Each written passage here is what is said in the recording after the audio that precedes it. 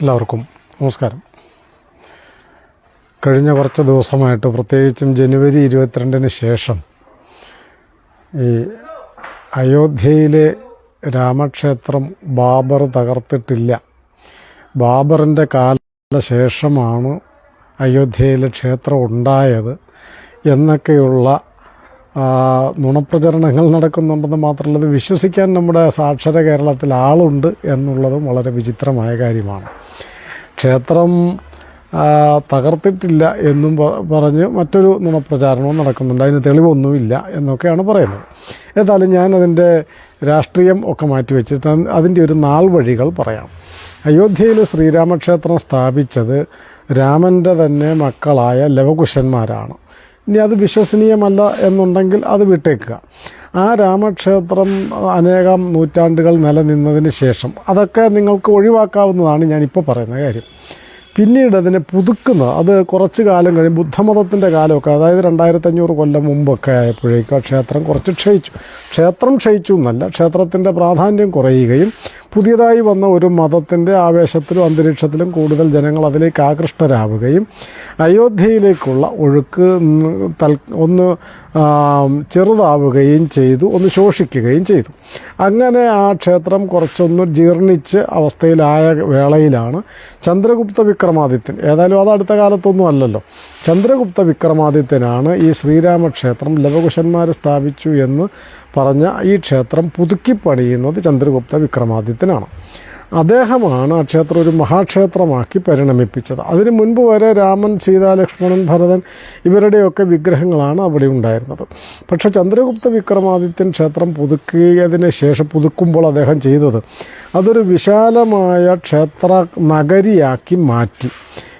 എന്ന് വെച്ചെന്നാൽ അതിന് ക്ഷേത്രങ്ങളും ഉപദേവതകൾ, അനേകം ചെറിയ ചെറിയ ക്ഷേത്രങ്ങൾ, അതുകൂടാതെ ധാരാളം പർണശാലകൾ, ധ്യാനമണ്ഡപങ്ങൾ, അതുപോലെ ഋഷിവാടങ്ങൾ, ധാരാളം കിണറുകൾ, വസതിഗൃഹങ്ങൾ, വിശാലമായ പൂന്തോട്ടം, ഇങ്ങനെ ആ പ്രദേശം മുഴുവൻ ഉൾക്കൊള്ളുന്ന നൂറുകണക്കിനോ ആയിരക്കണക്കിനോ ആൾക്കാർക്ക് വന്നാൽ ഒരേ സമയത്ത് താമസിക്കുകയും ധ്യാനിക്കുകയും ഭജനം നടത്തുകയും ആരാധന നടത്തുകയും അങ്ങനെ അവർക്ക് മറ്റ് തടസ്സങ്ങളൊന്നും ഇല്ലാതിരിക്കാൻ പാകത്തിലുള്ള കെട്ടിടങ്ങളും കിണറുകളും, അനേകം കിണറുകൾ, സീതാകൂപം എന്ന് പറഞ്ഞ് 8 കോണുള്ള ഒരു കിണർ അവിടെ ഉണ്ടായിരുന്നു. അതൊക്കെ പണ്ട് ഈ സമീപകാലത്ത്, അതായത് ഈ ആർക്കിയോളജിക്കൽ സർവേ ഓഫ് ഇന്ത്യ കണ്ടെത്തിയത് കൂടിയാണ്.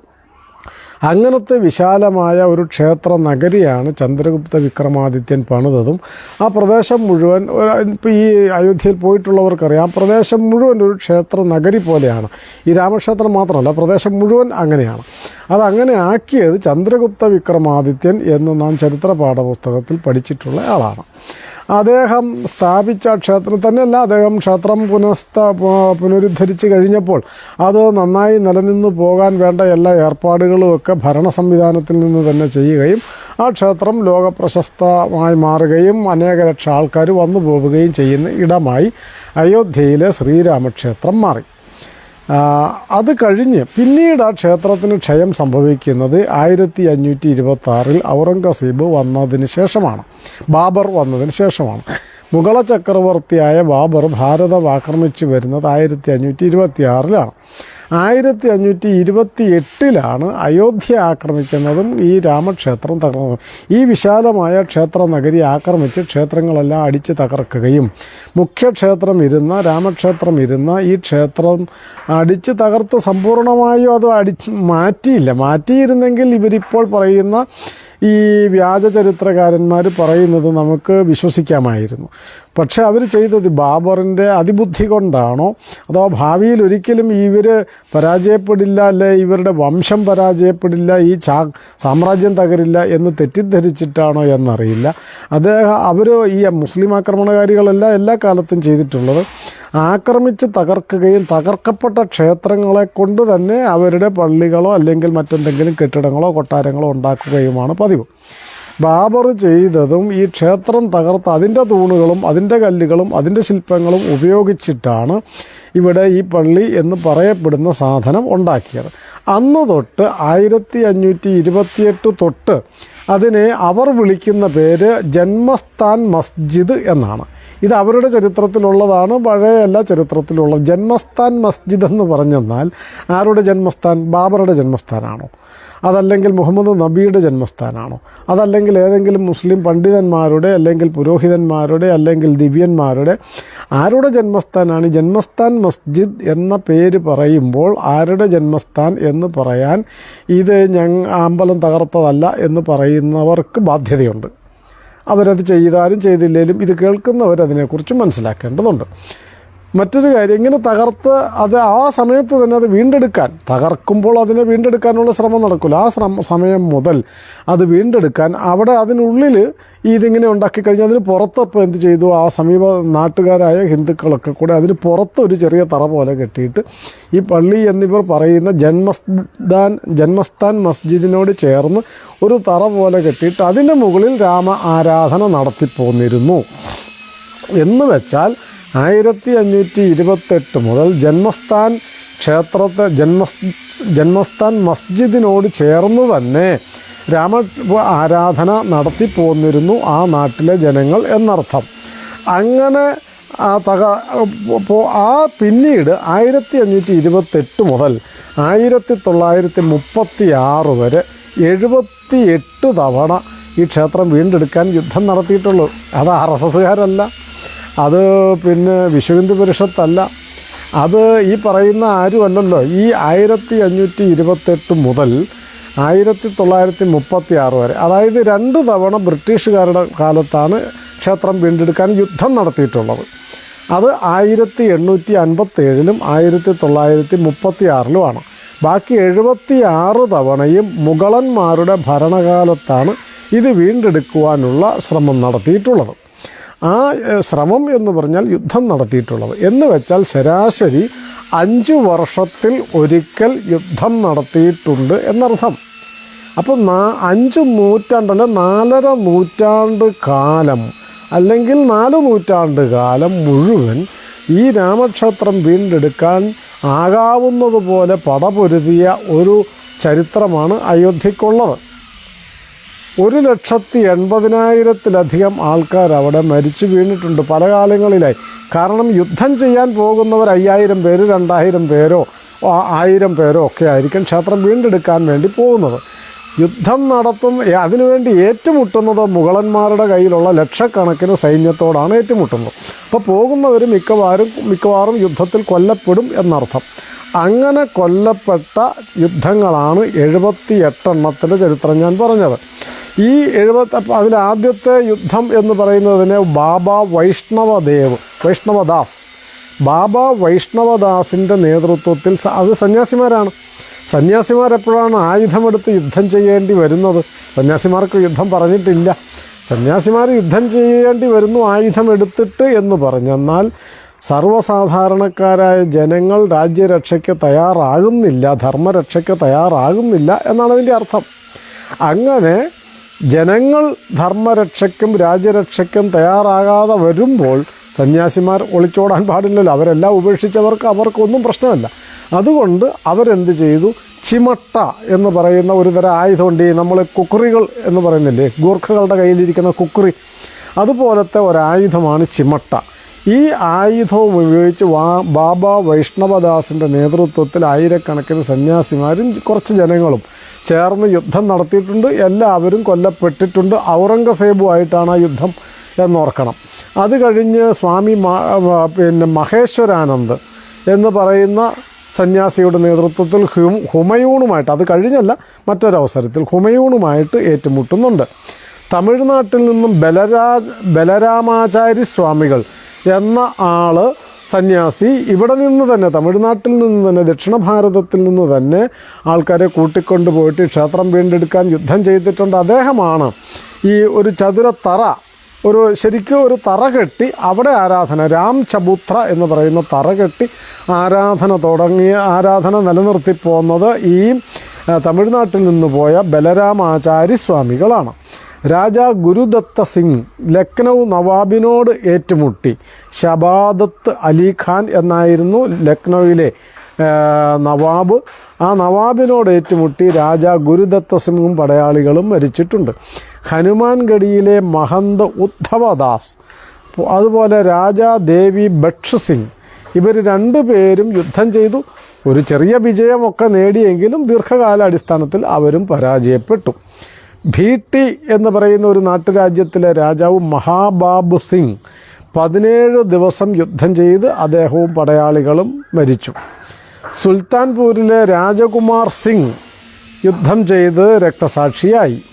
പൂർവ ഗ്രാമം എന്ന് പറയുന്ന പ്രദേശത്തെ ദേവി ഭിണ്ടെ യുദ്ധം ചെയ്ത് മരിച്ചു. ഇതിനിടയിൽ രാജാ മാൻസിംഗ് എന്ന് പറയുന്ന അവിടുത്തെ രാജാവല്ല, മറ്റൊരു സ്ഥലത്തെ രാജാവാണ്, മധ്യഭാരതത്തിലെ രാജാവാണ് രാജാ മാൻസിംഗ്. അദ്ദേഹത്തിൻ്റെ സമ്മർദ്ദം, അദ്ദേഹം കുറച്ച് ഈ ക്ഷേത്രകാര്യങ്ങളിൽ ഇടപെട്ടതുകൊണ്ട് അദ്ദേഹം കുറച്ച് ബലമുള്ള ആളാണ്. അദ്ദേഹത്തിനോട് ഏറ്റുമുട്ടാൻ താല്പര്യമില്ലാതിരുന്നതുകൊണ്ട് അദ്ദേഹത്തിൻ്റെ സമ്മർദ്ദം കൊണ്ട് നവാബ് വാജിദ് അലി എന്ന അവിടുത്തെ അന്നത്തെ ഭരണാധികാരി ഒരു ചെറിയ കുടില് പോലെ കെട്ടിയിട്ട് ആരാധന നടത്താൻ അനുവദിക്കുകയുണ്ടായി. എന്നുവെച്ചാൽ ക്ഷേത്രം കെട്ടി വലിയ മണ്ഡപമൊന്നുമല്ല, ഒരു കുടില് പോലെ, നമ്മൾ കുരിയാല എന്നൊക്കെ ക്ഷേത്രബന്ധങ്ങളുള്ളവർക്കറിയാം. കുരിയാല കെട്ടി, താൽക്കാലിക ക്ഷേത്രം, ഒരു കുടില് പോലെ കെട്ടി അവിടെ ആരാധന നടത്തിക്കോ എന്നുള്ള മട്ടിൽ അവിടുത്തെ നവാബ് അന്ന് മാൻസിംഗിൻ്റെ സമ്മർദ്ദം കൊണ്ട് അനുവദിക്കുകയുണ്ടായി. റാണി ജയരാജ് കുമാരി 3000 സ്ത്രീകളെ കൂട്ടി യുദ്ധം ചെയ്ത്, മുഗളരോട് യുദ്ധം ചെയ്ത് മരിച്ചിട്ടുണ്ട് റാണി ജയരാജ് കുമാരി. മോട്ടി എന്ന പ്രദേശത്തെ നാട്ടുരാജ്യത്തെ രാജകുമാരൻ യുദ്ധം ചെയ്ത് മരിച്ചിട്ടുണ്ട്. രാജാ ജയദത്ത സിംഹ് യുദ്ധം ചെയ്ത് മരിച്ചയാളാണ്. ഈ മരിച്ചു എന്ന് പറയുമ്പോൾ ഒരാളല്ലല്ലോ മരിക്കുന്നത്, അദ്ദേഹത്തിൻ്റെ കൂടെ യുദ്ധം ചെയ്ത പടയാളികളൊക്കെ കൊല്ലപ്പെടുകയാണ്. ഠാക്കൂർ രണവിജയ സിംഗ്, അദ്ദേഹം യുദ്ധം ചെയ്ത് മരിച്ചു. സരായി ഗ്രാമം, അതാണ് ഈ അടുത്ത നാളിലൊക്കെ പത്രത്തിൽ വന്ന സരായി ഗ്രാമത്തിലെ ഠാക്കൂർ ഗജരാജ സിംഗ് എന്ന് പറയുന്ന ആൾ യുദ്ധം ചെയ്യുകയും മരിക്കുകയും വലിയ യുദ്ധം നടത്തുകയൊക്കെ ചെയ്തു. അതിന് പക്ഷെ പരാജയപ്പെട്ടു. ആ പരാജയപ്പെട്ടതിനെ തുടർന്നാണ് അവരെ അറിയപ്പെടുന്നത് സൂര്യവംശികൾ എന്നാണ്. ആ ഗ്രാമക്കാരെ അറിയപ്പെടുന്നത് സൂര്യവംശികൾ എന്നാണ്. അവർ അന്ന് നടത്തിയ ഒരു പ്രതിജ്ഞയാണ്, എന്ന് വെച്ചാൽ നൂറ്റാണ്ടുകൾക്ക് മുമ്പെടുത്തൊരു പ്രതിജ്ഞയാണ്. ഈ ക്ഷേത്രം വീണ്ടെടുത്ത് പുനഃസ്ഥാപിക്കാതെ ആ ഗ്രാമത്തിലുള്ള ഈ സൂര്യവംശികൾ ആരും, ആ ഗ്രാമക്കാർ മുഴുവൻ ഇനി കൊട ചൂടത്തില്ല, ചെരുപ്പ് ഉപയോഗിക്കത്തില്ല, തലേക്കെട്ട് ഉപയോഗിക്കത്തില്ല എന്ന്, അഥവാ തൊപ്പി വയ്ക്കില്ല. ഇങ്ങനെ തലേക്കെട്ടും ചെരുപ്പും കുടയും ഉപേക്ഷിച്ചുകൊണ്ട് അവർ പ്രതിജ്ഞ എടുത്തു. നമുക്കൊരു പ്രതിജ്ഞ അല്ലെങ്കിൽ ഒരു വ്രതം എന്നൊക്കെ പറയുന്ന സാധാരണക്കാരായ നമ്മളെ സംബന്ധിച്ച് ഒരു ദിവസം എടുക്കാൻ തന്നെ പാടോ, ഒരാഴ്ചയാകുമ്പം വലിയ ബുദ്ധിമുട്ടാണ്. 41 ദിവസം വ്രതമെടുത്ത് ശബരിമലയ്ക്ക് പോകുന്നവർ തന്നെ എത്ര വളരെ ബുദ്ധിമുട്ടിയിട്ടൊക്കെ ആയിരിക്കും. അപ്പോൾ നൂറ്റാണ്ടുകളോളം ഒരു വ്രതം ഒരു ഗ്രാമത്തിലെ മുഴുവൻ പേരും പാലിക്കണമെങ്കിൽ അവരെത്ര കഠിനമായ തീരുമാനമായിരിക്കും എടുത്തിട്ടുണ്ടാവും. അവരിപ്പോഴാണ് ഈ ജനുവരി 12 കൂടെയാണ് അവരെ വ്രതം അവസാനിപ്പിച്ചതും അവർ നമ്മളെപ്പോലെ സാധാരണ ചെരുപ്പും കുടയും തൊപ്പിയും ഒക്കെ വെച്ച് നടക്കാൻ തുടങ്ങിയതും ഇപ്പോഴാണ്. 2024 ജനുവരി 22 അവർ ആ പ്രതിജ്ഞ അവസാനിപ്പിച്ചത്. അപ്പോൾ ഇങ്ങനെ എത്രയോ യുദ്ധങ്ങൾ നടത്തി രാജാക്കന്മാർ, നാട്ടുരാജാക്കന്മാർ, സന്യാസിമാർ, സ്ത്രീകൾ, കുട്ടികൾ അടക്കമുള്ളവർ യുദ്ധം ചെയ്ത് മരിച്ചുകൊണ്ടേയിരുന്നു എന്നർത്ഥം. അല്ലാതെ ഇത് RSS ഉണ്ടായതിന് ശേഷം ഉണ്ടാക്കിയ ഒരു മുസ്ലിം വിരുദ്ധ ഏർപ്പാടല്ല എന്നർത്ഥം. അതിൻ്റെ ഒരു കണക്കും കൂടി ഞാൻ പറയും. 78 തവണ എപ്പോഴൊക്കെയാണെന്ന്. ബാബറിൻ്റെ കാലത്ത് 6 തവണ യുദ്ധം നടന്നിട്ടുണ്ട്. ഹുമയൂണിൻ്റെ കാലത്ത് 10 തവണ യുദ്ധം നടന്നിട്ടുണ്ട്. അക്ബറുടെ കാലത്ത് 20 തവണ, മഹാനായ അക്ബറുടെ കാലത്ത് 20 തവണ, ഔറംഗസീബിൻ്റെ കാലത്ത് 30, നവാബ് ഷഹാദത്ത് അലിയുടെ കാലത്ത് 5, നസറുദ്ദീൻ ഹൈദറിൻ്റെ കാലത്ത് 3, നവാബ് വാജിദ് അലിയുടെ കാലത്ത് 2, ബ്രിട്ടീഷുകാരുടെ കാലത്ത് 2. ഇങ്ങനെ ആണ് 78 തവണ യുദ്ധം നടന്നത്. ഏറ്റവും കൂടുതൽ യുദ്ധം നടന്ന ഔറംഗസീബിൻ്റെ കാലത്തെ ചരിത്രം കുറച്ചെങ്കിലും അറിയുന്നവർക്കറിയാം. ഏറ്റവും കൂടുതൽ ക്രൂരൻ, ഭീകരൻ, ഏറ്റവും വലിയ വർഗീയവാദി, മതവിദ്വേഷി ഒക്കെ ആയിരുന്ന ആളാണ് ഔറംഗസീബ്. എന്ന് മാത്രമല്ല, സ്വന്തം അച്ഛൻ ഷാജഹാനെ പിടിച്ച് ജയിലറയ്ക്കുള്ളിൽ അടച്ച് പച്ചവെള്ളം പോലും കൊടുക്കാതെ കൊന്ന മനുഷ്യനാണ് ഔറംഗസീബ് എന്ന് ഓർക്കണം. അദ്ദേഹം ഔറംഗസീബിൻ്റെ മൂത്ത മകൻ ദാരാ ഷിക്കോവ് എന്നാണ് അദ്ദേഹത്തിൻ്റെ പേര്. അദ്ദേഹം കുറച്ചു ഭാരതീയ സംസ്കാരവും ദർശനവും ഉപനിഷത്തുക്കളൊക്കെ പഠിക്കുകയൊക്കെ ചെയ്ത ആളായതുകൊണ്ട് ഹിന്ദു സംസ്കാരം ഉൾക്കൊണ്ട ആളാണ് മൂത്ത മകൻ, ഔറംഗസീബിൻ്റെ മൂത്ത മകൻ. അദ്ദേഹം ഉപനിഷത്തൊക്കെ അവരുടെ ഭാഷയിലേക്ക് വിവർത്തനം ചെയ്തിട്ടുണ്ട്. അപ്പോൾ അങ്ങനെ ഒരാൾ ഭാരതത്തിൻ്റെ മുഗളന്മാരുടെ ചക്രവർത്തിയാകുന്നത് ശരിയല്ലോ എന്നുള്ളത് കൊണ്ടായിരിക്കാം ഔറംഗസീബ് അച്ഛനെ പിടിച്ച് ജയിലിൽ അടച്ച് ജ്യേഷ്ഠനെ കൊന്ന് കഴുത്ത് വെട്ടി തലയെടുത്ത് താലത്തിൽ വെച്ച് ആനപ്പുറത്ത് വെച്ച് ഡൽഹി മുഴുവൻ കൊണ്ടു നടന്ന് നാട്ടുകാരെ പേടിപ്പിച്ച ആളാണ് ഔറംഗസീബ്. എന്ന് മാത്രമല്ല, ഭാവിയിൽ തൻ്റെ അധികാരത്തെ ചോദ്യം ചെയ്യാൻ ആരും വരരുത് എന്ന് കരുതി ഈ ദാരാ ഷിക്കോവ് എന്ന ജ്യേഷ്ഠൻ്റെ 2 മക്കൾക്ക് വിഷം കൊടുത്ത് കൊല്ലുകയും ചെയ്തു. കൊച്ചുകുട്ടികളായിരുന്നു അവർ. അവർക്ക് വിഷം കൊടുത്ത് കൊന്ന് അതിലാനന്ദിച്ച് ജ്യേഷ്ഠനെയും ജ്യേഷ്ഠൻ്റെ മക്കളെയും അച്ഛനെയും ഒക്കെ പീഡിപ്പിക്കുകയും കൊല്ലുകയും ചെയ്ത ഔറംഗസീബാണ് നമ്മുടെ കേരളത്തിലെ ഒരുപറ്റം ആൾക്കാരുടെ മാതൃകാ പുരുഷൻ. അച്ഛനെ പീഡിപ്പിച്ചവനും ജ്യേഷ്ഠനെ കൊന്നവനും ഒക്കെയാണ് മാതൃകാ പുരുഷൻ. ആ ഔറംഗസീബാണ് മഹാനെന്നും രാമൻ മഹാൻ അല്ല എന്നും പഠിപ്പിക്കുന്നവരാണ് കേരളത്തിൽ ഇപ്പോഴും ഉള്ളത്. ഏതായാലും അതിരിക്കട്ടെ.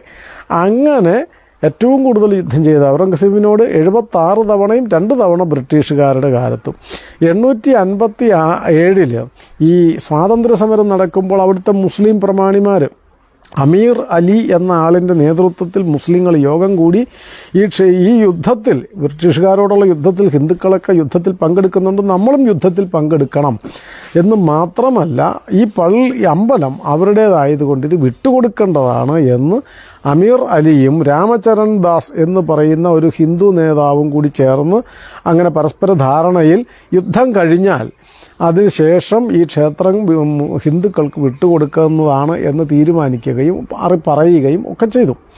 857 യുദ്ധം അടിച്ചമർത്തി കഴിഞ്ഞ് ബ്രിട്ടീഷുകാർ ആദ്യം ചെയ്തത് ഈ രാമചരൺ ദാസിനെയും അമീർ അലിയെയും പരസ്യമായി തൂക്കിക്കൊല്ലുകയാണ് ചെയ്തത്.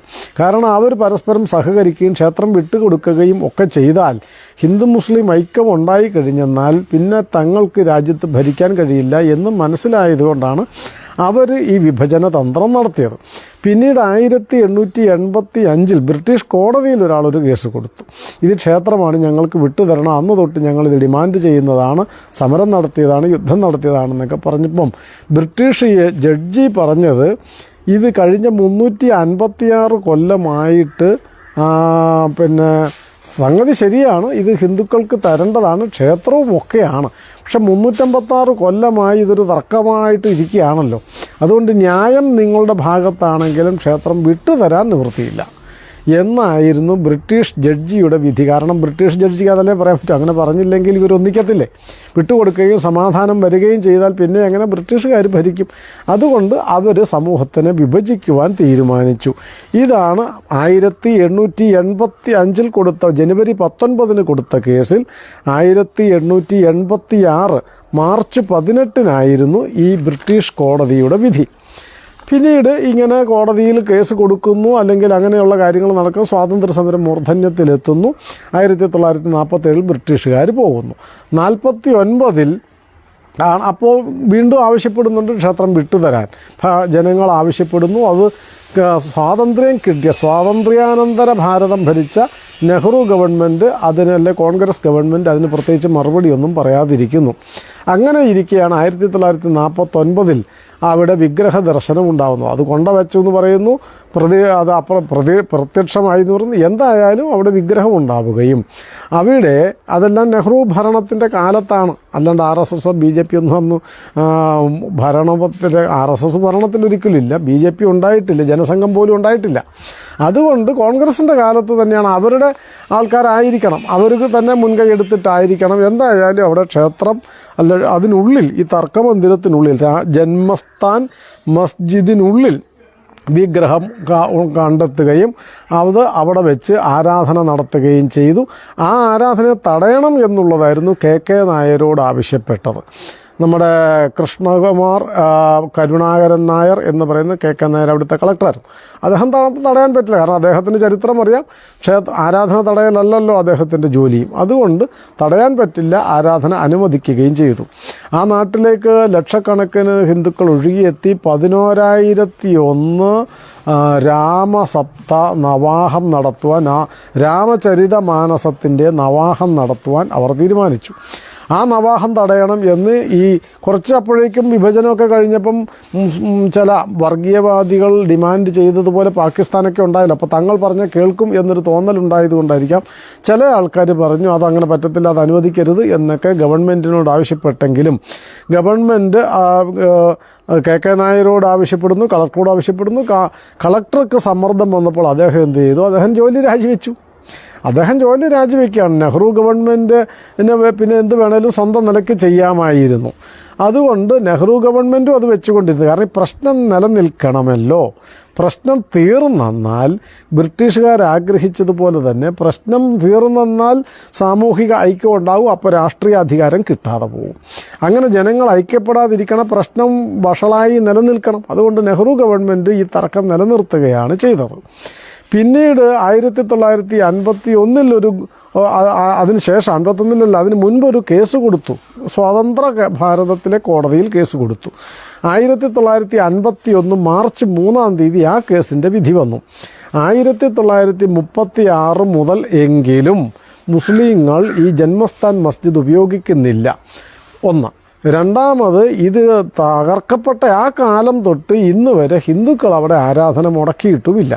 അതുകൊണ്ട് ആരാധന തുടർന്നു കൊള്ളട്ടെ, പക്ഷെ അകത്ത് കയറണ്ട എന്ന് പറഞ്ഞിട്ട് ഇത് പൂട്ടിയിടുകയും ആരാധന തുടർന്ന് നടത്താൻ അനുവദിക്കുകയുമാണ് 51 മാർച്ച് 3 കോൺഗ്രസ് ഭരണകാലത്തെ കോടതിയുടെ വിധി.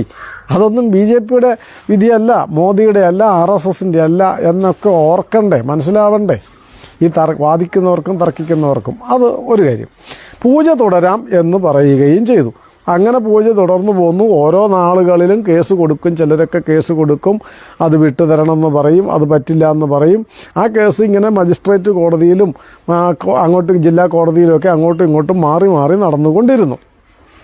1986 അതിന് മുൻപ് കൊടുത്ത ഒരു കേസിന് ഒരു വക്കീൽ കൊടുത്ത ഒരു കേസ്, ആ കേസ് 1986 ഫെബ്രുവരി 1 ജില്ലാ കോടതി വിധിച്ചു. ഫൈസാബാദ് ജില്ലാ കോടതി വിധിച്ചത് 1951 വിധി 1936 മുതൽ ഇവിടെ മുസ്ലിങ്ങൾ കയറിയിട്ടില്ല എന്ന് പറഞ്ഞുകൊണ്ട് ആ വിധി ഉദ്ധരിച്ചുകൊണ്ട് 86 ഫൈസാബാദ് ജില്ലാ കോടതി പറഞ്ഞു 51 മതിൽ തുറക്കുക, അല്ലെങ്കിൽ പൂട്ട് തുറക്കുക.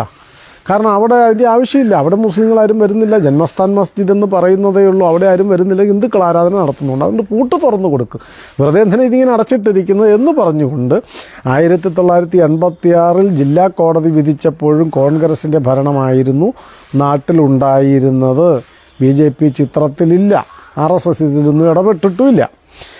പിന്നെ അതിനിടയിൽ നടന്ന ഒരു കാര്യമാണ് 1983 ഡൽഹിയിൽ കൂടിയ ധർമാചാര്യ സഭ, അതായത് സന്യാസി സമ്മേളനം, അവരാവശ്യപ്പെട്ടു 1983 ഈ ക്ഷേത്രം വിട്ടുകിട്ടണം. എത്ര നൂറ്റാണ്ട് കാലമായി ഇതിനു വേണ്ടി വാദിക്കുകയും യുദ്ധം ചെയ്യുകയും കേസ് കൊടുക്കുകയും ഒക്കെ ചെയ്തുകൊണ്ടിരിക്കുന്നു. അവിടെ മുസ്ലിങ്ങളാരും വരുന്നുമില്ല. ജന്മസ്ഥാൻ എന്നാണ് അവിടെ അറിയപ്പെടുന്നത്. ആ ക്ഷേത്രം ഞങ്ങൾക്ക് വിട്ടത്, ആരാധന എല്ലാ കാലത്തും നടന്നുകൊണ്ടിരിക്കില്ല, ക്ഷേത്രമായിട്ട് പുതുക്കി ഒരു നല്ല ക്ഷേത്രമാക്കാൻ വേണ്ടി അത് ഞങ്ങൾക്ക് വിട്ടുതരണം എന്ന് 1983 ധർമാചാര്യ സഭ ആവശ്യപ്പെട്ടു. ഈ സന്ദർഭത്തിലാണ് വിശ്വ ഹിന്ദു പരിഷത്ത് അതിനോട് യോജിക്കാൻ, കൂടെ ചേരാൻ തീരുമാനിച്ചത്. അങ്ങനെയാണ് 1984 ശ്രീരാമ ജന്മഭൂമി മുക്തി യജ്ഞ സമിതി സന്യാസിമാരോടുകൂടി ചേർന്ന് വിശ്വ ഹിന്ദു പരിഷത്ത് രൂപീകരിക്കുന്നത് 1984. 1528 മുതൽ 1984 വരെ ഈ ക്ഷേത്രത്തിന് വേണ്ടി യുദ്ധം ചെയ്തതും വാദിച്ചതും കേസ് കൊടുത്തതും ഒന്നും RSS വിശ്വ ഹിന്ദു പരിഷത്തോ സംഘപരിവാറോ ഒന്നുമല്ല. സന്യാസിമാർ, രാജാക്കന്മാർ, നാട്ടുകാർ, ഗ്രാമീണർ, ആ നാട്ടിലെ ജനങ്ങൾ മുഴുവനാണ് നൂറ്റാണ്ടുകളായി ഈ പണിയെടുത്തുകൊണ്ടിരുന്നത്. RSSോ വിശ്വ ഹിന്ദു പരിഷത്തോ അതുമായിട്ട് ബന്ധപ്പെടുന്നത് 1984 മാത്രമാണ്. അത് കഴിഞ്ഞ് പിന്നീട് 1900 ഏകാത്മതാ രഥയാത്ര നടത്തി. പിന്നീട് ജാനകി രാമരഥയാത്ര നടത്തി. ഇതിനിടയിൽ 1985 ധർമ്മസംസദ് ചേർന്നിട്ട് പറഞ്ഞു 1986 മാർച്ച് 8 ശിവരാത്രിക്ക് മുൻപ് ക്ഷേത്രം വിട്ടുതരണം എന്ന് ആവശ്യപ്പെട്ടു. അതും സമ്മതിച്ചില്ല സർക്കാർ. ഇതിങ്ങനെ നീട്ടിക്കൊണ്ടു. കാരണം ഇതിങ്ങനെ കൊണ്ടുപോകുന്നതാണ് അവർക്ക് ലാഭം എന്ന് കോൺഗ്രസ് സർക്കാരുകൾക്കും മറ്റ് സർക്കാരുകൾക്കും മനസ്സിലായി. ഇങ്ങനെ 86 മാർച്ചിലെ ശിവരാത്രിക്ക് മുമ്പ് ഇത് വിട്ടുതന്നില്ലെങ്കിൽ അഗ്നിപ്രവേശം ചെയ്ത് ആത്മാഹുതി ചെയ്യും എന്ന് ജഗദ്ഗുരു രാമചന്ദ്ര ആചാര്യ പ്രഖ്യാപിച്ചു. അപ്പോഴാണ് കാര്യങ്ങൾക്കൊരു ചൂട് പിടിച്ചത്. ആ സന്യാസി സമ്മേളനത്തിൽ 850-ലധികം സന്യാസിമാർ പങ്കെടുത്ത സമ്മേളനത്തിൽ വെച്ചാണ് 86 മാർച്ച് 8 മുമ്പ് ഇത് വിട്ടുതരണം എന്ന് അവർ കർക്കശമായി ആവശ്യപ്പെടുന്നത്. പിന്നീട് 1986 85 ഈ ഷാബാനു കേസ് എന്ന് പറയുന്ന മുസ്ലിം വിഷയമായിട്ട് ബന്ധപ്പെട്ട് കേസ് നടക്കുന്നു. ആ കേസിൽ സുപ്രീം കോടതി, മജിസ്ട്രേറ്റ് കോടതി മുതൽ സുപ്രീം കോടതി വരെ കേസ് പോകുന്നു. കേസ് സുപ്രീം കോടതി ഷാബാനുവിന് അനുകൂലമായി വിധിക്കുന്നു. ആ വിധിയെ, പരമോന്നത നീതിപീഠത്തിൻ്റെ വിധിയെ തങ്ങൾ അംഗീകരിക്കില്ല എന്ന് മുസ്ലിം മതമൗലികവാദികളും വർഗീയവാദികളും പറയുന്നു. റിപ്പബ്ലിക് ദിനം ബഹിഷ്കരിക്കണം എന്ന് ആഹ്വാനം മുഴക്കുന്നു. ഇങ്ങനെയൊക്കെ കണ്ടപ്പോൾ കോൺഗ്രസ്സുകാർക്ക് തോന്നി അവരുടെ കൂടെയുള്ള മുസ്ലിങ്ങൾ നഷ്ടപ്പെട്ടു പോകും എന്ന് തോന്നിയപ്പോൾ രാജീവ് ഗാന്ധി സർക്കാരാണ് ഈ സുപ്രീം കോടതി വിധിയെ തകർക്കാൻ വേണ്ടി പുതിയ നിയമം ഉണ്ടാക്കിയത് 1986. അങ്ങനെ ഞങ്ങൾ എന്ത് വർഗീയത പറഞ്ഞാലും ബഹളം കൂട്ടിയാലും ഞങ്ങൾ പറയുന്നത് പോലെ സർക്കാർ അനുസരിക്കും എന്ന് ബോധ്യപ്പെട്ടപ്പോഴാണ് കമ്മ്യൂണിസ്റ്റുകാർക്കും മനസ്സിലായി അത്. അപ്പോഴാണ് അവർക്ക് തന്ത്രം മനസ്സിലായത്. കമ്മ്യൂണിസ്റ്റുകാരും ഈ മതമൗലികവാദികളും തീവ്രവാദികളും എല്ലാവരും കൂടി ചേർന്നിട്ടാണ് ബാബറി മസ്ജിദ് ആക്ഷൻ കമ്മിറ്റി ഉണ്ടാക്കിയത്. അപ്പോൾ മാത്രമാണ്. എന്ന് വെച്ചാൽ അതുവരെ അത് അയോധ്യയുടെ മാത്രം ഒരു പ്രശ്നമായിരിക്കെ, അല്ലെങ്കിൽ അവിടുത്തെ മറ്റാർക്കും ആവശ്യമില്ലാത്തൊരു പ്രശ്നമായിരിക്കെ, സാമാന്യ മുസ്ലിങ്ങൾക്ക് അല്ലാതിരിക്കെ അതൊരു ദേശീയ വർഗീയ വിഷയമാക്കി മാറ്റുന്നത് കമ്മ്യൂണിസ്റ്റുകാരും മതമൗലികവാദികളും തീവ്രവാദികളും കോൺഗ്രസ്സുകാരും ലീഗും എല്ലാം കൂടി ചേർന്നിട്ടാണ്. അതുവരെ സാമാന്യ മുസ്ലിങ്ങൾ ക്ഷേത്രം വിട്ടുകൊടുക്കാൻ തയ്യാറായിരുന്നു. ബ്രിട്ടീഷുകാരെ പോലെ കോൺഗ്രസും അതിനനുവദിച്ചില്ല എന്ന് മാത്രം. ഇതിനിടയിൽ ഒത്തിരി കാര്യങ്ങൾ നടക്കുന്നുണ്ട്. അതെല്ലാം ഞാൻ വിശദീകരിക്കുന്നില്ല. ക്ഷേത്രം വിട്ടുകൊടുക്കാൻ തയ്യാറാണ് എന്ന് മുസ്ലിങ്ങൾ പ്രഖ്യാപിക്കുന്നുണ്ട്. നേരിട്ട് സുപ്രീം കോടതിയിൽ കേസ് നടത്തി തീർപ്പാക്കാനായിട്ടുള്ള വകുപ്പ് കേന്ദ്ര സർക്കാരിൻ്റെ കയ്യിലുണ്ട്. അവരത് ചെയ്യാതിരിക്കുന്നുണ്ട്. തർക്കമന്ദിരത്തിന് പുറത്ത്, അതായത് ഈ തർക്കക്കെട്ടിലിരിക്കുന്നതിന് പുറത്ത് 2.25 ഏക്കർ സ്ഥലമുണ്ട്. അവിടെ ക്ഷേത്രം പണി അനുവദിക്കാം എന്നാണ്. ഒരു വഴക്കുമില്ലാതെ ക്ഷേത്രം പണി അവിടെ നടക്കും. ഈ കെട്ടിടം അവിടെ നിലനിൽക്കുകയും ചെയ്യും. അത് കേന്ദ്ര സർക്കാരിനോ സംസ്ഥാന സർക്കാരിനോ ചെയ്യാവുന്നതാണ്. അത് ചെയ്തില്ല. ഈ തർക്കമന്ദിരം അവിടെ നിന്ന് മാറ്റി മറ്റൊരിടത്തേക്ക് പള്ളി പണിതു കൊടുക്കാം എന്ന് അടൽ ബിഹാരി വാജ്പേയിയുടെ നേതൃത്വത്തിൽ BJP പറഞ്ഞതാണ് ആധുനിക സങ്കേതം ഉപയോഗിച്ച്. അത് സമ്മതിക്കരുത് എന്ന് മുസ്ലിം ലീഗും തീവ്രവാദികളും കമ്മ്യൂണിസ്റ്റുകാരും സാമാന്യ മുസ്ലിങ്ങളോട് ആവശ്യപ്പെടുന്നു. ക്ഷേത്രം വിട്ടുകൊടുക്കാൻ തയ്യാറാണ് എന്ന് പറഞ്ഞ് ഷിയ നേതാവ്, ഒരു ഇതിൻ്റെ കസ്റ്റോഡിയനായ മുസ്ലിം നേതാവിൻ്റെ നേതൃത്വത്തിൽ അവർ എഴുതി ഒപ്പിട്ട് കൊടുക്കുന്നു. ഇതൊന്നും പക്ഷേ കോൺഗ്രസ്, കമ്മ്യൂണിസ്റ്റ്, മുസ്ലിം ലീഗ്, തീവ്രവാദി വിഭാഗങ്ങൾ അനുവദിച്ചില്ല. അങ്ങനെ ഇരിക്കെയാണ് 1988 ഡിസംബർ 5 പ്രയാഗയിൽ കൂടിയ സന്യാസി സമ്മേളനത്തിൽ വെച്ചാണ് സന്യാസിമാർ പ്രഖ്യാപിക്കുന്നത്, ഈ ക്ഷേത്രം ഞങ്ങൾ പുതുക്കും. അത് ഒന്നുകിൽ വിട്ടുതരിക, അല്ലെങ്കിൽ ക്ഷേത്രം ഞങ്ങളായിട്ട് പുതുക്കാൻ പോവുകയാണ്. അതിൻ്റെ മുന്നോടിയായി ക്ഷേത്രം പുതുക്കാൻ ഒരു സമയം തീരുമാനിക്കുന്നു. ക്ഷേത്രം പുതുക്കുന്നതിൻ്റെ മുന്നോടിയായി 1989 നവംബർ 9 ശിലാന്യാസം നടത്തും, ശിലാസ്ഥാപനം നടത്തും എന്ന് പ്രഖ്യാപിക്കുന്നു. അപ്പോഴും ഗവൺമെൻറ്റിനോട് ഗവൺമെൻറ് എന്തെങ്കിലും അനുകൂലമായി വിധിക്കും, കോടതി അനുകൂലമായി വിധിക്കും എന്നൊക്കെ പ്രതീക്ഷയുണ്ട്. അങ്ങനെ പ്രതീക്ഷിച്ചിരിക്കെ അതൊന്നും സംഭവിക്കുന്നില്ല. അപ്പം ഗവൺമെൻറ് പറഞ്ഞു, സർക്കാർ പറഞ്ഞു, ഒരു കാര്യം ചെയ്യും, അത് ഞങ്ങൾ സമാധാനപരമായി തീർക്കാൻ ശ്രമിക്കാം. അപ്പോൾ ധർമാചാര്യ സഭ, സന്യാസി സഭ പറഞ്ഞു ആയിക്കോട്ടെ, അങ്ങനെയാണെങ്കിൽ കാത്തിരിക്കാൻ ഞങ്ങൾ തയ്യാറാണ്. തൽക്കാലം ചടങ്ങിന് തർക്കത്തിന് പുറത്തൊരു സ്ഥലത്ത് ശിലാന്യാസം നടത്താം, പ്രതീകാത്മകമായ ഒരു ശിലാന്യാസം നടത്താം എന്ന് പറഞ്ഞു. അങ്ങനെ അന്ന് തർക്കമില്ലാതെ, വഴക്കില്ലാതെ, നിയമവിരുദ്ധമായിട്ട് ഒരു കാര്യങ്ങളും ഇല്ലാതെ 89-ൽ കോൺഗ്രസ് സർക്കാരിൻ്റെ അനുമതിയോടുകൂടി ശിലാന്യാസം നടത്തി. തർക്കമൊന്നും ഉണ്ടായില്ല. അത് അവിടെ നടന്നു. ആ ശിലാന്യാസം നടത്തിയത് കാമേശ്വർ ചൗപ്പാൽ എന്ന് പറയുന്നൊരു ഹരിജൻ യുവാവിനെ കൊണ്ടാണ് ആ ശിലാന്യാസം നടത്തിച്ചത്. പിന്നീട് ഹരിദ്വാറിൽ ചേർന്ന ധർമാചാര്യ സഭ പറഞ്ഞു 1990 ഒക്ടോബർ 30 ഞങ്ങൾ ക്ഷേത്രപണി ആരംഭിക്കും. തീരുമാനം അതിനു മുമ്പ് വേണം. എന്തെങ്കിലും തീരുമാനിക്കും, ഒന്നുകിൽ മറ്റൊരു സ്ഥലത്തേക്ക് അത് മാറ്റുക, അല്ലെങ്കിൽ സ്ഥലം ഞങ്ങൾക്ക് വിട്ടുതരിക, അല്ലെങ്കിൽ തർക്കമന്ദിരത്തിന് പുറത്ത് ക്ഷേത്രം പണി തുടങ്ങാൻ അനുവദിക്കുക, എന്തെങ്കിലും ഒന്ന് ചെയ്യണം എന്ന് പറഞ്ഞ് ഏതായാലും ഒക്ടോബർ 30 പണി ആരംഭിക്കും 90 എന്ന് പ്രഖ്യാപിച്ചു. അപ്പോഴും ഇവരൊന്നും ചെയ്തില്ല. അപ്പോഴാണ് ജനങ്ങളുടെ അഭിപ്രായം എന്താണ് എന്നറിയാൻ വേണ്ടി ലാൽ കൃഷ്ണ അദ്വാനി രഥയാത്ര നടത്തുന്നത് ആ വേളയിലാണ്. അങ്ങനെ രഥയാത്ര നടത്തുന്നു. ഭാരതം മുഴുവൻ ഇളകി മറിയുന്നു. ജനങ്ങൾ മുഴുവൻ അയോധ്യയ്ക്ക് അനുകൂലമാണെന്ന് ബോധ്യമാവുന്നു. രാമക്ഷേത്രം വേണം എന്നുള്ളതിലാണ് എല്ലാവരും അനുകൂലം. മുസ്ലിങ്ങളടക്കം അതിനനുകൂലമാണെന്ന് മനസ്സിലാവുന്നു. ഇത് മനസ്സിലായപ്പോൾ അവിടുത്തെ മുഖ്യമന്ത്രി കോൺഗ്രസ്സുകാരനല്ല, മുലായം സിംഗ് യാദവ്. അദ്ദേഹം തീരുമാനിച്ചു ഈ കർസേവ അനുവദിക്കത്തില്ല, ഒക്ടോബർ 30 കർസേവ അനുവദിക്കത്തില്ല, എന്ത് വില കൊടുത്തും തടയും. 7 ചുറ്റു ഉരുക്ക് തൂണുകൾ കൊണ്ടുള്ള 7 ചുറ്റുവേലി, സരയൂ നദിയുടെ തീരത്തൂടി ഹൈ വോൾട്ടേജിലുള്ള കറണ്ട് പാസ് ചെയ്യിക്കുക, വിവിധ തരം പോലീസ് സേനകളെ വിന്യസിക്കുക, PSC എന്ന് പറയുന്ന പ്രൊവിൻഷ്യൽ കോൺസ്റ്റാബുലറി, ആംഡ് കോൺസ്റ്റാബുലറി എന്ന് പറയുന്ന ഒരുതരം ഭീകരമായ ഒരുതരം പോലീസ് സേനയെ വിന്യസിക്കുക. ഇതെല്ലാം നടത്തി ഒക്ടോബർ 29 മുലായം സിംഗ് യാദവ് പറഞ്ഞു, ഒരീച്ച അയോധ്യയിൽ കടക്കണമെങ്കിൽ എൻ്റെ അനുവാദം വാങ്ങേണ്ടി വരും എന്ന് പ്രഖ്യാപിക്കുന്നു. ലോകം മുഴുവൻ കാത്തിരിക്കുന്നു. കോൺഗ്രസ് ഗവൺമെൻറ് കേന്ദ്രത്തിൽ അനങ്ങാപ്പാറ നയം സ്വീകരിക്കുന്നു. ഇവരെന്തേലും നടത്തട്ടെ, കലാപം ഉണ്ടാകട്ടെ എന്ന് വിചാരിക്കുന്നു. കരസേവ നടത്താൻ ജനങ്ങൾ, മുലായം സിംഗ് യാദവ് ഇങ്ങനെയൊക്കെ പറഞ്ഞെങ്കിലും 30 ആയപ്പോൾ ലക്ഷക്കണക്കിന് ആൾക്കാർ അയോധ്യയിലെ ഈ ക്ഷേത്രസ്ഥലത്തേക്ക് എത്തുന്നു, കരസേവ നടത്തുന്നു, അതിൻ്റെ മുകളിൽ കയറുന്നു. വേലികളെല്ലാം തകർന്ന്, ഉരുക്കു വേലികളെല്ലാം തകർന്നു വീണു. ഇതിൻ്റെ മുകളിൽ കയറി കൊടി കെട്ടി. കോത്താരി സഹോദരന്മാരുടെ കഥയൊക്കെ നമ്മൾ കേട്ടു. സരയൂ നദിയിലൂടെ വരാൻ ശ്രമിച്ച ആൾക്കാർ കറണ്ടടിച്ച് മരിക്കുന്നു. അപ്പോൾ ഇങ്ങനെ ഒരു നാണക്കേട് ഉണ്ടായല്ലോ. ഇത് വേലികളെല്ലാം തകർന്ന് തൻ്റെ വീമ്പ് പറച്ചിൽ അവസാനിച്ചു എന്ന് ബോധ്യമായ മുലായം സിംഗ് യാദവ് അതിൻ്റെ പിറ്റേ ദിവസവും ആഹ്ലാദ പ്രകടനവും ഭജനഘോഷയാത്രയൊക്കെ നടത്തിയവരുടെ നേരെ മുന്നിൽ വന്നു നിന്ന്, ദൂരെ നിന്നല്ല, മുന്നിൽ നിന്ന് നെഞ്ചത്ത് തോക്ക് കുത്തിപ്പിടിച്ച് വെടിവെച്ചു. നെറ്റിയിൽ തോക്ക് കുത്തിപ്പിടിച്ച് ബലമായി പിടിച്ച് നിർത്തി വെടിവെച്ചു കൊന്നു. അങ്ങനെ കണ്ണിൽ കണ്ടവരെയൊക്കെ വെടിവെച്ചും ലാത്തി ചാർജ് നടത്തിയും അടിച്ചും ഒക്കെ വീഴ്ത്തി. 180-ലധികം ആൾക്കാർ അന്ന് വെടിയേറ്റും ഈ പുഴയിൽ കറണ്ടടിച്ചും മരിച്ചു. ദിവസങ്ങൾ പലത് കഴിഞ്ഞപ്പോൾ പുഴയുടെ തീരത്ത് നിന്ന് ചെളിയും മാംസവും അസ്ഥികൂടവും ഒന്നിച്ച് കോരിയെടുക്കേണ്ട ഗതികേട് വന്നു. എത്ര കഷ്ടതരമാണെന്നറിയുമോ? അങ്ങനെ ക്രൂരമായി അതിനെ അടിച്ചമർത്തിയെങ്കിലും കരസേവ നടത്തി, പ്രഖ്യാപിച്ച സമയത്ത് നടത്തി.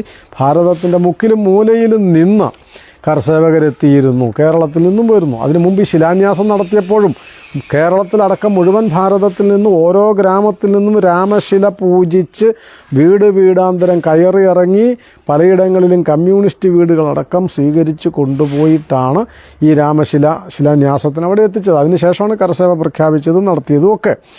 ഇതൊക്കെ നടത്തി, കരസേവ നടത്തി. മുലായം സിംഗ് നാണം കെട്ടു. തൊട്ടടുത്ത തെരഞ്ഞെടുപ്പ് വന്നു. മുലായം സിംഗ് പരാജയപ്പെട്ടു. കല്യാൺ സിംഗ് മുഖ്യമന്ത്രിയായി. കേന്ദ്രത്തിൽ നരസിംഹറാവു പ്രധാനമന്ത്രിയായി. അനങ്ങാപ്പാറ നയം വീണ്ടും ആവശ്യപ്പെടുന്നു, ഇത് വിട്ടുതരണം, ചെയ്യണം എന്നൊക്കെ പറഞ്ഞു. മുലായം സിംഗ് യാദവ്, കല്യാൺ സിംഗ് എന്ത് ചെയ്തു? BJPയുടെ മുഖ്യമന്ത്രി ഈ 2.25 ഏക്കർ സ്ഥലം ഏറ്റെടുക്കുന്നു. തർക്കമില്ലാത്ത 2.25 ഏക്കർ സ്ഥലം ഏറ്റെടുക്കുന്നു. നേതാക്കളും സന്യാസിമാരും കേന്ദ്ര പ്രധാനമന്ത്രി നരസിംഹറാവുവിനെ കാണുന്നു. അദ്ദേഹം പറയുന്നു, നമുക്ക് സമാധാനപരമായി തീർക്കാം എന്ന് പറയുന്നു. സമാധാനപരമായി ഒരു തീർപ്പും നടക്കുന്നില്ല. അവർ സന്യാസി സംഘം പിന്നീട് പ്രഖ്യാപിക്കുന്നു 1992 ഡിസംബർ 6 യഥാർത്ഥ ക്ഷേത്രത്തിൻ്റെ പണി ഞങ്ങൾ ആരംഭിക്കും. അതിനു മുൻപ് തീർപ്പാക്കണം, കോടതിയോ സർക്കാരോ ഒക്കെ തീർപ്പാക്കണം. എത്ര കാലമായി ഇത് ചോദിച്ചു കൊണ്ടിരിക്കുന്നു. അങ്ങനെ പരിഹരിക്കാം എന്ന് പറഞ്ഞതല്ലാതെ ഒന്നും നടത്താൻ തയ്യാറാവുന്നില്ല. കോടതിയിൽ ഖനന റിപ്പോർട്ട്, അവിടെ മാന്തിക്കിട്ടിയ വിഗ്രഹങ്ങളുടെ, ശില്പങ്ങളുടെ, തൂണുകളുടെയൊക്കെ റിപ്പോർട്ട് കൊണ്ട് കൊടുക്കുന്നു. അതൊന്നും ചെയ്യാൻ തയ്യാറായില്ല.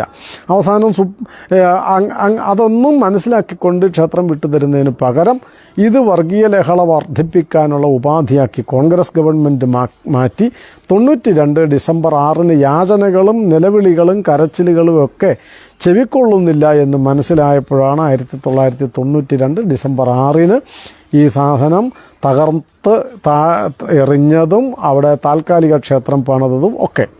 പിന്നീട് ഈ കേസ് സുപ്രീം കോടതിയിലേക്ക് വരുന്നു. സുപ്രീം കോടതി ആർക്കിയോളജിക്കൽ സർവേ ഓഫ് ഇന്ത്യ എന്ന വിഭാഗത്തിനോട്, ശാസ്ത്ര വിഭാഗത്തിനോട് പറയുന്നു, ഇത് അവിടെ യഥാർത്ഥത്തിൽ എന്താണുള്ളതെന്ന് വിശദമായി പ്രദേശം മുഴുവൻ, ഈ 2.25 ഏക്കർ സ്ഥലം അടക്കമുള്ളിടത്ത് ഖനനം നടത്തുക. ഗ്രൗണ്ട് പെനട്രേറ്റിംഗ് റഡാർ സിസ്റ്റം ഉണ്ട്. അത് മണ്ണ് മാന്താതെ തന്നെ ഭൂമിക്കടിയിൽ മീറ്ററുകളോളം ആഴത്തിൽ കിടക്കുന്ന വസ്തുവകകളെ കണ്ടെത്താൻ സഹായിക്കുന്ന ആധുനിക ശാസ്ത്ര സാങ്കേതിക വിദ്യയാണ് ഗ്രൗണ്ട് പെനട്രേറ്റിംഗ് റഡാർ സിസ്റ്റം. അതുപയോഗിച്ച് ഖനനം നടത്താൻ പറയുന്നു. ആ ഖനന ടീമിലാണ് നമ്മുടെ മലയാളിയായ KK മുഹമ്മദ് ഉള്ളവരുണ്ടായിരുന്നത്. ഖനനം നടത്തുന്നു. എത്രയോ വിപുലമായ ക്ഷേത്രാവശിഷ്ടങ്ങളാണ് അവിടെ നിന്ന് കണ്ടെടുത്തത്. 100 കണക്കിന് ക്ഷേത്രാവശിഷ്ടങ്ങൾ, വിഗ്രഹങ്ങൾ, കൊത്തുപണികളുള്ള തൂണുകൾ, കമാനങ്ങൾ, ക്ഷേത്രത്തിനകത്ത് മാത്രം ഉപയോഗിക്കുന്ന മാതിരിയുള്ള ശില്പങ്ങൾ, ഇതെല്ലാം കണ്ടെടുത്തതെല്ലാം സുപ്രീം കോടതിയുടെ മുമ്പിൽ വരുന്നു. കോടതി ഇതെല്ലാം പഠിക്കുന്നു. ഇതിനിടയിൽ 2014 മുൻപ് 14 നടന്ന തെരഞ്ഞെടുപ്പിൽ BJP പ്രഖ്യാപിക്കുന്നു, ഈ തെരഞ്ഞെടുപ്പിൽ BJP ജയിക്കുകയാണെങ്കിൽ ഇത് രമ്യമായി, നിയമപരമായും രമ്യമായും സമാധാനപരമായും അയോധ്യ പ്രശ്നം പരിഹരിക്കും എന്ന് പ്രഖ്യാപിക്കുന്നു. 2014 മോദി ഗവൺമെൻറ് കയറുന്നു. ഗവൺമെൻറ്റിൻ്റെ ഭാഗത്തു നിന്ന് ചെയ്യേണ്ട എല്ലാ നടപടികളും, നിയമപരമായി ചെയ്യേണ്ട എല്ലാ നടപടികൾക്കും വേഗത കൂട്ടുന്നു. കോടതിയിൽ ആ കാര്യങ്ങളെല്ലാം എത്തിക്കുന്നു. കോടതിയും ഉയർന്ന് ചിന്തിക്കുന്നു. കോടതി കാര്യങ്ങളെല്ലാം വിശദമായ ശാസ്ത്രീയമായ പഠനങ്ങൾ, ചരിത്രം, വസ്തുതകൾ, വാദപ്രതിവാദങ്ങളെല്ലാം കേട്ട് അതിനു മുമ്പ് ഹൈക്കോടതി വിധിച്ചു, അലഹബാദ് ഹൈക്കോടതി വിധിക്കുന്നു 3 ആക്കി തിരിക്കാനൊക്കെ. അത് കഴിഞ്ഞിട്ടാണ് സുപ്രീം കോടതി വിധിക്കുന്നത് ജന്മസ്ഥാൻ, അയോധ്യയിലെ രാമജന്മസ്ഥാൻ ഹിന്ദുക്കൾക്ക് വിട്ടുകൊടുക്കാൻ, അതായത് അധികാരപ്പെട്ടവർക്ക് വിട്ടുകൊടുക്കുക, പള്ളി മറ്റൊരു സ്ഥലത്തേക്ക് പണിയുക, അതിനാവശ്യമായ നടപടികൾ സർക്കാരിൻ്റെ നേതൃത്വത്തിൽ നടത്തുക, ട്രസ്റ്റ് രൂപീകരിക്കുക എന്നൊക്കെ പറയുകയും 2021 ആഗസ്റ്റ് മാസം 5-ാം തീയതി നരേന്ദ്രമോദി വാഗ്ദാനമനുസരിച്ച് കോടതി വിധിയുടെ അനുഗ്രഹത്തോടും അനുവാദത്തോടും കൂടി തങ്ങളുടെ വാഗ്ദാനത്തിൻ്റെ അടിസ്ഥാനത്തിൽ 2021 ആഗസ്റ്റ് മാസം 5-ാം തീയതി ക്ഷേത്രത്തിന് തറക്കല്ലിടുന്നതും ഈ ജനുവരി 22-ാം തീയതി ക്ഷേത്രം പണിതതും, അപ്പുറത്ത് കോടതിയുടെ നിർദ്ദേശാനുസരണം വലിയ പള്ളി, ഏഷ്യയിലെ തന്നെ ഏറ്റവും വലിയ മുസ്ലിം പള്ളി പണിതുകൊണ്ടിരിക്കുന്നതും അതും അടുത്ത് തന്നെ ഉദ്ഘാടനം നടത്താൻ പോവുകയാണ്. ഈ പ്രശ്നം 1948-ലോ 47-ലോ 48-ലോ 49-ലോ 50-ലോ ഒക്കെ പരിഹരിക്കാമായിരുന്നു. അന്നൊന്നും അത് ചെയ്യാതിരുന്ന സർക്കാർ ഈ ചരിത്രം മുഴുവൻ എല്ലാവർക്കും സുവ്യക്തമായിരിക്കെ ഈ ചരിത്രം ജനങ്ങൾ മനസ്സിലാക്കുക. ഇത് RSSൻ്റെ അജണ്ടയല്ല, BJPയുടെ വിഷയവുമല്ല, വിശ്വഹിന്ദു പരിഷത്തിൻ്റെ വർഗീയതയുമല്ല. ഇത് 1528 മുതലുള്ള ചരിത്രത്തിൻ്റെ ഒരു സംഗ്രഹമാണ് ഞാൻ പറഞ്ഞത്.